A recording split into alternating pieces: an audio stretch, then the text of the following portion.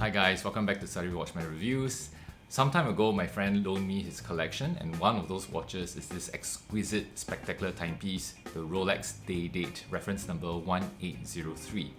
It was also known as the President due to its association with the American presidents at that time who popularized it. Rolex only used that as a marketing advantage from 1966. But prior to that, in its first launch in 1956, it has always been known as the Day-Date. Now, the Day-Date Complication can be seen simultaneously on the watch. So I know you guys out there who are high-tech and very digital, you might be saying to yourself, why does it matter? Why is it such a big deal? But hey, back then, having a day and the date complication on a watch, it was a very huge thing. It was an innovation, technological advancement at the time, made an impact on watchmaking, and it's become a classic design that is copied and envied the world over. So let us now take a deeper look at the watch right now. The Rolex flagship model, the Day-Date, has had numerous references since 1956, with the 6500 series all the way to the 228230 series of today in year 2022. So for simplicity's sake in this video, we're just going to focus on the reference here, the 1803, and a little on the successor, the 18038 later on. This 1803 is part of the third generation Day-Date and was in production till 1978. Only made in precious metals, this one here is made of 18K solid yellow gold. At that time, it was offered in either a full gold bracelet or a leather strap. This watch had been recently serviced by Rolex and they had cleaned it up, fitting it with a brand new strap.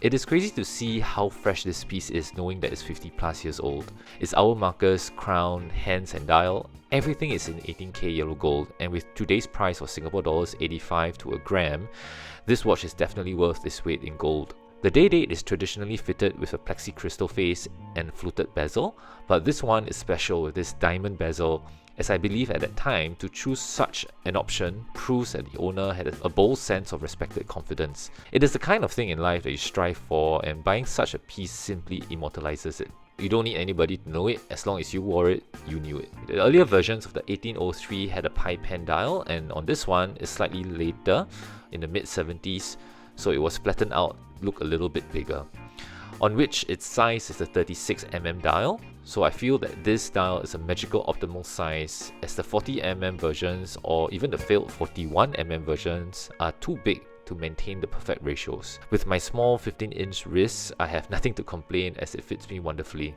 The hands on this were the new set called the straight hands, and the calendar set available in 24 languages at that time. The 1803 is powered by either the reliable workhorse caliber 1555 or the 1556, which was the successful in-house creation to power the calendar display. The 1556 had improvements with hacking seconds, meaning to say that the second hand stops when you're setting the time for better accuracy, and the beat rate had been increased from 19,600 vibrations per hour from the previous 18,000 vibrations per hour. The downside was that neither of these calibers had a quick set function, meaning to say that you would not be able to set the day or the date independently using the crown. The date quick set was only solved in 1978 with the game-changing caliber 3055 found in the 18038, seen to be an improvement and also a superior with its sapphire crystal face. Brand new dial, higher beat rate at 28,800 vibrations per second,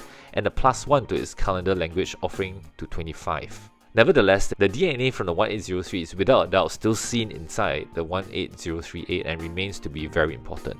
These days, vintage watches are all the rage, and the 1803 is a fantastic choice if you wish to own a piece of pizzazz that represents the perfection of horology. A word of caution though, like with all vintages, you will find defective ones on market and they still try to charge you a lot of money for it. So always do your due diligence to buy from reputable resellers or search on reputable websites such as Chrono24, on which at the listings looking here today in May 2022, a reasonable price for an excellent condition would be around Singapore dollars $12,000 to $14,000 with a leather strap with no box or a cert. Nowadays, it's quite hard to find one with a full set. Those with a gold bracelet option, perhaps in the region of 16,000 to 22,000 Singapore dollars. Sounds a lot, but remember, this is 18K solid gold.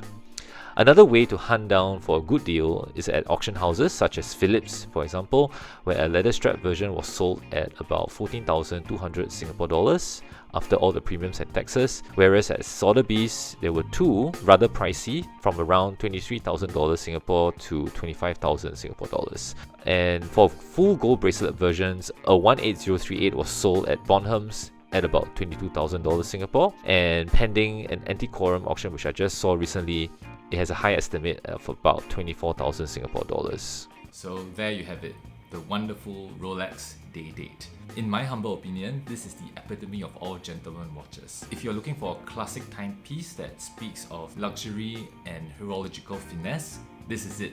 Go get it. This has been Salarywatchman, and watch out for my next video. Take care and bye bye.